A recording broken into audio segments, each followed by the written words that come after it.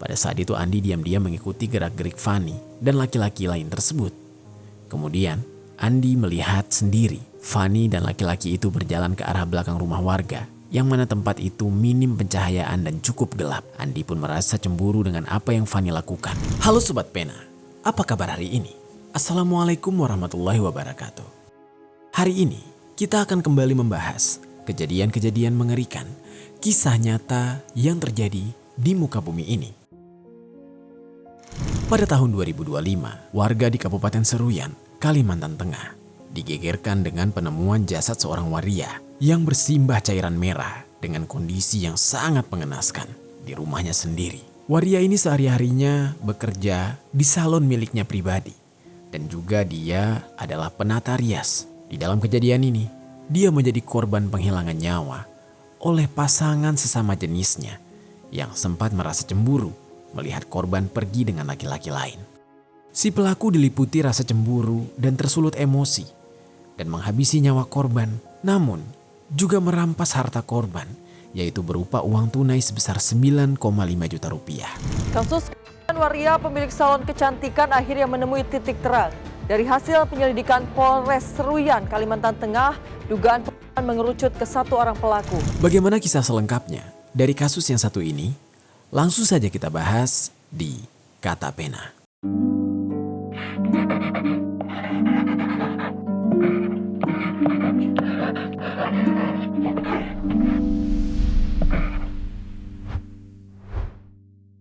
Sebelum kita mulai ke ceritanya, jangan lupa untuk subscribe channel ini dan bagikan video ini ke teman-teman kalian. Cerita ini dibuat berdasarkan berita yang sudah beredar dan diterbitkan oleh beberapa media publik. Yang aku sajikan adalah aku rangkum dalam bentuk alur cerita. Kita mulai ceritanya. Jadi sobat, di Kabupaten Seruyan, Kalimantan Tengah, tepatnya di Jalan Batu Beliung, RT 001 RW 001 Desa Rantau Pulut, Seruyan Tengah, hiduplah seorang pria bernama Adi atau Ancit. Meskipun lahir sebagai seorang pria dan bernama Adi, dia malah lebih sering mengenalkan dirinya dengan panggilan Fani. Maka dari itu di dalam kisah ini, kita akan panggil namanya Fani. Sejumlah sumber di media, panggilan Fani ini bukan semerta-merta tanpa alasan, melainkan karena dia merupakan pria yang cukup gemulai. Dia sering berdandan dan berpenampilan layaknya wanita. Karena itulah, Fani kerap disebut sebagai wanita pria atau waria. Karena sifat dan tingkah lakunya benar-benar seperti wanita pada umumnya. Dan pada saat itu, Fani sudah berusia 53 tahun. Akan tetapi, di usianya yang lebih dari setengah abad tersebut, Fani belum menikah dan tinggal seorang diri. Tidak banyak informasi media yang menjelaskan tentang latar belakang keluarga Fani secara detail, termasuk identitas dari orang tuanya maupun saudaranya. Tapi, sejumlah media menjelaskan bahwa beberapa kerabat dan keluarga besar Fani juga tinggal di wilayah yang sama dengannya. Meskipun begitu, Fani diketahui memiliki penghasilan tetap dari menjalani usaha salon kecantikan sederhana di rumahnya sendiri. Salon tersebut cukup dikenal oleh masyarakat sekitar dan banyak pelanggan yang mempercayai Fani sebagai penata riasnya. Tidak hanya melayani perawatan rutin dan kecantikan harian, Fani juga bisa menjadi penata rias acara khusus seperti untuk acara pernikahan atau acara ulang tahun. Bagi lingkungan setempat, Fani dikenal sebagai sosok yang ramah dan mudah bergaul. Dia aktif berinteraksi dengan tetangga sekitarnya. Selain itu, Fani juga cukup aktif di media sosial dan juga Facebook. Salah satu orang yang dia kenal dari Facebook adalah seorang pria bernama Andi. Berbeda dengan Fani yang usianya sudah lebih dari setengah abad, usia Andi sebenarnya masih tergolong cukup muda. Pada saat itu Andi baru berusia 26 tahun. Dia berasal dari wilayah Barabai, Kabupaten Hulu Sungai Tengah atau HST, Kalimantan Selatan. Diketahui bahwa Andi ini tinggal di daerah Barabai bersama keluarganya. Sehari-harinya Andi hanya bekerja serabutan dan tidak memiliki penghasilan yang tetap, sehingga kehidupannya sehari-hari masih ditanggung oleh keluarga. Diketahui juga bahwa Fani dan Andi baru saling mengenal lewat Facebook sekitar bulan Juli tahun 2025. Di saat itu, mereka sudah saling mengenal latar belakang masing-masing. Andi juga sudah mengetahui bahwa Fani merupakan seorang waria yang memiliki usaha salon di rumahnya. Setelah mereka saling mengenal satu sama lain di Facebook, keduanya justru bertukar nomor WhatsApp dan melanjutkan komunikasi mereka di WhatsApp. Namun sobat, hubungan pertemanan di antara keduanya perlahan berubah menjadi hubungan asmara sesama jenis. Andi rupanya memiliki hasrat yang sama dengan Fanny, yang mana keduanya justru saling menyukai satu sama lain. Meski tidak banyak sumber media yang menjelaskan tentang hal ini, namun di antara Andi dan Fanny, hubungan mereka lebih intens layaknya sepasang kekasih. Seiring berjalannya waktu, Fanny yang mengetahui situasi dan kondisi yang dialami oleh Andi, dia mulai mengajak Andi datang ke wilayah Rantau Pulut. Fanny mengatakan bahwa dia ingin mencarikan pekerjaan serabutan di wilayah Rantau Pulut dengan upah harian, seperti menjadi buruh bangunan dengan upah Rp200.000 per harinya. Lalu selain itu, Fanny juga mengatakan apabila Andi serius menjalani hubungan dengannya, Andi harus datang ke wilayah tempat tinggalnya. Andi pun di saat itu tergiur dengan tawaran tersebut yang diberikan oleh Fanny. Akhirnya Andi berangkat dari Barabai ke Rantau Pulut di hari Rabu tanggal 17 September 2025. Pada hari Jumat tanggal 19 September 2025 sekitar jam 9 malam, Andi pun tiba di rumah Fanny dan mulai tinggal bersama dengan Fanny di rumah tersebut. Awalnya selama Andi tinggal di rumah Fanny, hubungan keduanya terasa baik-baik saja. Tapi Andi memang belum mendapatkan pekerjaan yang ditawarkan oleh Fanny sebelumnya. Kemudian, pada hari Sabtu tanggal 20 September 2025, Andi diajak oleh Fanny untuk melihat pertunjukan organ tunggal atau hiburan musik organ di desa setempat. Di malam hari itu, keduanya menikmati alunan musik organ tunggal hingga larut malam. Kemudian, Andi bersama dengan Fanny barulah pulang ke rumah dan tidur di dalam kamar yang sama. Keesokan harinya, tepatnya pada hari Minggu tanggal 21 September 2025, Andi kembali diajak oleh Fanny untuk menonton hiburan organ tunggal. Andi pun mengiyakan ajakan Fanny. Kemudian di malam harinya mereka pun menghadiri acara hiburan tersebut dan menikmati hiburan itu bersama-sama. Tapi sekitar jam 11 malam, tiba-tiba Fanny justru menghampiri laki-laki lain dan tidak menemani Andi hingga acara selesai. Seperti hari-hari sebelumnya, pada saat itu Andi diam-diam mengikuti gerak-gerik Fanny dan laki-laki lain tersebut. Kemudian Andi melihat sendiri Fanny dan laki-laki itu berjalan ke arah belakang rumah warga, yang mana tempat itu minim pencahayaan dan cukup gelap. Andi pun merasa cemburu dengan apa yang Fanny lakukan. Memang perasaan yang sangat tidak wajar, namun bagi mereka yang memiliki ketertarikan berbeda, hal itu bisa jadi membuat mereka merasa sangat cemburu. Alih-alih menghampiri Fanny dan mengatakan bahwa dia cemburu, Andi di saat itu hanya melihat Fanny dari kejauhan dan kembali menyaksikan acara hiburan. Ketika acara sudah selesai, Fanny ternyata kembali menemui Andi. Mereka pun pulang bersama. Tapi meski begitu, rupanya emosi di dalam diri Andi belum mereda. Andi masih merasa kesal dan cemburu dengan apa yang Fanny lakukan. Singkat cerita, pada hari Senin tanggal 22 September 2025, Andi mulai merasa bahwa dia belum juga memiliki pekerjaan di wilayah Rantau Pulut. Meski baru beberapa hari menetap di rumah Fanny, Andi sudah merasa sakit hati dan ingin kembali pulang ke rumahnya. Di hari itu juga, Andi meminta uang kepada Fanny sebesar Rp300.000 karena dia tidak memiliki uang sama sekali. Namun, Fanny justru tidak menghiraukan Andi. Fanny tidak ingin memberikan ongkos pulang kepada Andi. Lalu, di malam harinya, tepat sekitar jam 11 malam, Andi kembali menanyakan tentang ongkos pulang kepada Fanny. Tapi Fanny justru menjawab dengan ketus. Fanny bilang, "Jalan kaki aja kamu," jawab Fanny dengan nada tinggi. Jawaban Fanny itu membuat Andi terdiam dan merasa semakin sakit hati. Tapi Andi memendam perasaan sakit hati yang dia rasakan di malam itu. Hingga akhirnya, ketika keduanya tengah bersiap-siap untuk tidur, Andi ternyata mengajak Fanny untuk berhubungan. Namun di saat itu, Fanny ternyata menolak ajakan tersebut hingga membuat Andi semakin kesal. Perasaan sakit hati yang sudah dia rasakan sebelumnya semakin memuncak, yang akhirnya Andi tidak bisa lagi menahan emosinya. Andi kemudian memukul kepala Fanny menggunakan tangan kirinya.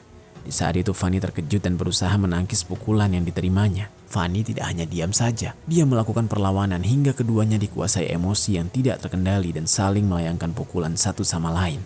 Di tengah perkelahian tersebut, Andi mendorong kepala Fanny dengan keras hingga kepalanya membentur dinding kamar. Fanny di saat itu lemas akibat benturan itu, namun Andi tidak peduli. Andi berlari ke arah dapur yang lokasinya berada di dekat kamar. Dia kemudian mencari benda yang tepat untuk digunakan demi melampiaskan emosi yang membara di dalam dirinya. Kemudian, dia melihat balok kayu di dapur. Dia pun mengambil balok kayu itu dan Tidak hanya balok kayu, Andi juga mengambil sebilah pisau lalu dia selipkan pisau itu ke saku belakang celananya dan kembali menghampiri Fanny yang sedang lemah dan berusaha menyelamatkan diri.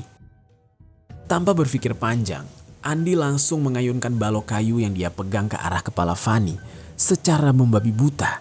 Sangat brutal. Fanny pun di saat itu tidak kuat menahan rasa sakit. Dia berteriak histeris meminta tolong. Namun naas, Andi tidak hanya menyasar kepala Fanny, melainkan wajah Fanny juga ikut dipukul secara brutal dengan balok kayu hingga luka-luka. Seketika itu juga kepala dan wajah Fanny luka dan mengalami robek yang sangat parah. Cairan merah mengalir deras dari luka robek bekas hantaman balok kayu tersebut. Fanny kehilangan tenaga. Dia tersungkur lemah di hadapan Andi. Dan bukannya berhenti, Andi justru semakin kalap. Dia kembali mengayunkan balok kayu ke arah wajah Fanny sebanyak 3 kali dengan sangat kencang. Kemudian Andi mengambil pisau yang sebelumnya sudah dia selipkan di saku belakang celananya. Lalu Andi menusukkan pisau tersebut secara brutal ke arah bagian dada sebelah kiri Fanny. Hingga cairan merah langsung mengalir deras lagi dari luka robek di dadanya. Fanny pun berusaha menyelamatkan diri dalam kondisi yang kesakitan dan lemah. Tapi Andi kembali mengayunkan pisau tersebut ke arah perut kanan bawah Fanny. Hingga Fanny tidak berdaya lagi. Fanny tergeletak di dekat pintu dapur dalam kondisi tubuh bersimbah cairan merah. Dia tidak mampu meminta tolong hingga tidak lama kemudian. Fanny pun mengembuskan nafas terakhirnya tepat di hadapan orang yang baru saja dia kenal selama 2 bulan, yaitu Andi, sang pelaku. Ketika Andi melihat Fanny yang sudah tidak berdaya, dia langsung merasa panik. Dia tersadar apa yang baru saja dia lakukan adalah hal yang sangat fatal. Dia cepat-cepat melarikan diri dari rumah Fanny sebelum pagi tiba. Tapi Andi di saat itu menyadari bahwa dia tidak memiliki uang sama sekali. Dan tanpa rasa bersalah atas apa yang sudah dia lakukan, Andi malah mencari harta benda Fanny yang berada di dalam rumah. Kemudian Andi melihat ada tas hitam yang berada di dalam lemari kaca. Dia pun segera mengambil tas hitam tersebut dan ternyata di dalamnya terdapat sejumlah uang tunai. Andi menghitung uang tersebut dan ternyata dia mendapatkan 9,5 juta rupiah. Andi mengambil uang itu dengan sangat senang dan sekitar jam 2 dini hari, Andi meninggalkan rumah Fanny melalui pintu belakang lalu berjalan kaki keluar dari desa setempat. Dia sempat bersembunyi di dekat bangunan sarang burung walet sembari menghubungi supir travel. Tapi dikarenakan tidak ada travel yang beroperasi di malam hari tersebut, Andi pun janjian akan dijemput di pagi harinya oleh supir travel. Singkat cerita, sekitar jam 5 pagi, Andi akhirnya dijemput oleh mobil travel. Dia kemudian langsung berjalan menuju ke wilayah Barabai. Sementara Andi melarikan diri, Fanny yang sudah tewas di rumahnya belum diketahui oleh siapapun. Hingga akhirnya 2 hari kemudian, tepatnya di hari Rabu tanggal 24 September 2025, beberapa tetangga yang merupakan kerabat dan keluarga besar Fanny mulai menyadari bahwa mereka tidak melihat Fanny selama 2 hari. Salon milik Fanny yang biasanya buka setiap hari pun terlihat tertutup rapat dan tidak ada aktivitas sama sekali. Sesuatu yang tidak biasa dan tidak normal, menimbulkan kecurigaan dari warga sekitar. Lalu, jam 9 pagi, 2 orang tetangga Fanny yang bernama Abdul Mubin dan Misran memutuskan untuk mendatangi rumah tersebut untuk memastikan kondisi Fanny di dalam sana. Awalnya mereka mengetuk pintu depan rumah berulang kali hingga memanggil-manggil nama Fanny, namun tidak ada yang merespon sama sekali. Karena tidak ada sahutan atau yang merespon, mereka pun berjalan menuju ke arah pintu belakang, yang mana ternyata pintu belakang tidak terkunci. Pada saat pintu dibuka, mereka langsung mencium bau amis yang sangat menyengat hingga melihat adanya ceceran cairan merah di lantai dapur. Mereka pun di saat itu sangat terkejut, dan di saat mereka melangkah masuk lebih dalam, mereka menemukan Fanny sudah tergeletak di lantai dekat pintu dapur dengan kondisi terlentang dan bersimbah cairan merah yang mulai mengering. Saat itu, mereka langsung memastikan bahwa Fanny sudah tidak bernyawa, dan karena panik, mereka langsung memberitahu warga setempat dan menghubungi aparat desa serta pihak yang berwajib. Tidak lama kemudian, aparat desa dan pihak kepolisian dari Polsek Seruyan Tengah bersama dengan Satreskrim Polres Seruyan tiba di lokasi kejadian setelah menerima laporan dari warga. Pihak kepolisian pun segera melakukan olah TKP dan memasang garis kuning di sekitar rumah Fanny. Hal ini dilakukan agar bisa mengamankan area dan mencegah warga masuk ke dalam rumah yang bisa merusak alat bukti. Di saat itu, lokasi di sekitar rumah Fanny mulai ramai dengan kedatangan warga sekitar yang mendengar kabar penemuan jasad Fanny. Sementara itu, pihak kepolisian kemudian melakukan pemeriksaan awal terhadap kondisi korban dan lingkungan di TKP. Berdasarkan pemeriksaan tersebut, korban yang ditemukan dalam posisi terlentang di dekat pintu dapur rumahnya dengan tubuh penuh luka dan bersimbah cairan merah. Bercak cairan merah terlihat tidak hanya berada di lantai dapur, melainkan juga di kamar tidur dan beberapa bagian rumah lainnya. Hal tersebut menunjukkan bahwa sudah terjadi perkelahian terlebih dahulu dan kekerasan di antara korban dengan sang pelaku, yang sebelum akhirnya pelaku menghabisi nyawa korban. Di dalam proses olah TKP, penyidik kemudian menemukan dan mengamankan sejumlah barang bukti. Di antaranya, sepotong balok kayu berukuran 5x5 cm dengan panjang 54 cm. Lalu ada sebilah pisau, pakaian korban yang berlumuran cairan merah dan satu unit handphone merek Oppo A76 berwarna biru dan sepasang sandal jepit swallow berwarna orange. Lalu ada satu buah tas berwarna hitam serta satu buah dompet kecil berwarna merah milik korban. Seluruh barang bukti sudah diamankan, semuanya demi kepentingan penyelidikan. Dan selain itu, jasad Fani pun juga dievakuasi ke rumah sakit setempat untuk kemudian dilakukan proses otopsi. Sementara jasad Fani masuk ke dalam proses otopsi, pihak kepolisian yang masih berada di lokasi segera mulai melakukan pemeriksaan terhadap saksi-saksi, termasuk saksi yang menemukan jasad korban pertama kali. Tetangga sekitar serta warga yang sempat melihat seorang pria tidak dikenal berada di dalam rumah korban beberapa hari sebelum kejadian. Dari keterangan para saksi ini, diketahui bahwa sejak Sabtu tanggal 20 September 2025, korban memang sudah terlihat bersama seorang pria muda yang belum pernah dikenal oleh warga sekitar sebelumnya. Pria tersebut diketahui tinggal di rumah korban dan terakhir terlihat meninggalkan wilayah Rantau Pulut pada Selasa pagi menggunakan jasa travel. Penyidik kemudian menelusuri riwayat komunikasi korban termasuk percakapan melalui media sosial Facebook dan WhatsApp. Dari hasil penelusuran tersebut terungkap bahwa korban memiliki hubungan dekat dengan seorang pria yang bernama Andi yang baru saja dikenalnya sekitar 2 bulan melalui Facebook. Dan hubungan tersebut ternyata berkembang menjadi hubungan pribadi dan Andi diketahui datang ke rumah korban beberapa hari sebelumnya. Di sisi lain, jenazah Fani yang sebelumnya sudah menjalani proses otopsi. Berdasarkan hasil dari otopsi diketahui bahwa Fani mengalami luka akibat benda tumpul dan benda tajam pada beberapa bagian tubuhnya. Di antaranya di bagian kepala, wajah, dada, dan perut, serta luka-luka yang mengakibatkan korban banyak kehabisan cairan merah. Dan hal ini berujung pada berhentinya suplai oksigen ke otak. Dan maka dari itu, pihak dokter pun menyimpulkan bahwa kematian korban merupakan akibat langsung dari tindak kekerasan berat yang dilakukan oleh pelaku.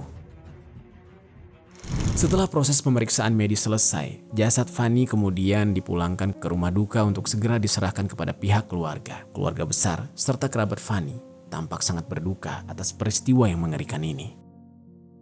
Hingga jasad Fani kemudian dimakamkan dengan layak di pemakaman umum desa Rantau Pulut. Pihak keluarga dan kerabat serta sejumlah warga setempat yang turut menyampaikan belasungkawa serta penghormatan terakhir kepada mendiang Fani.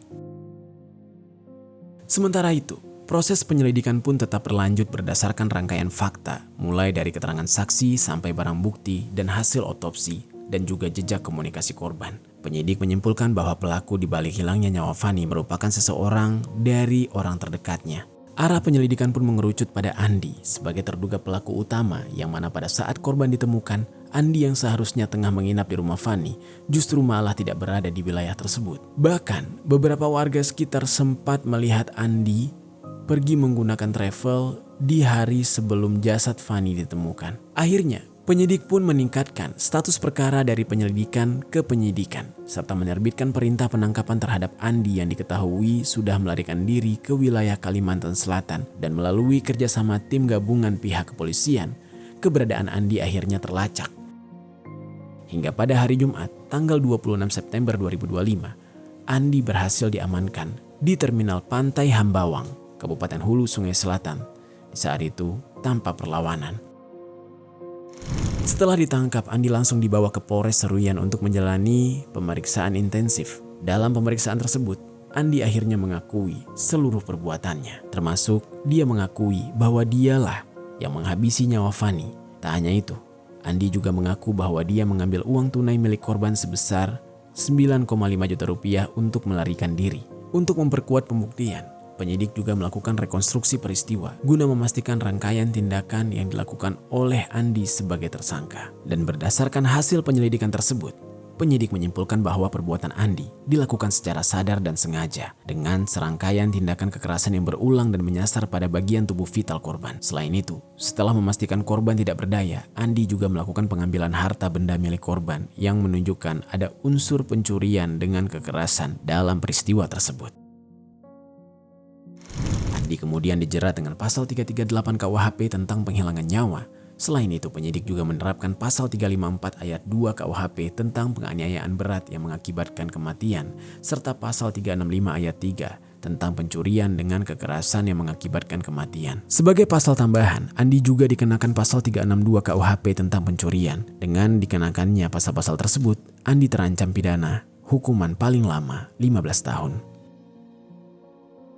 Itu dia sobat, kisah Andi bersama dengan pacar sesama jenisnya yang bernama Fanny harus berakhir dengan cara yang sangat mengerikan.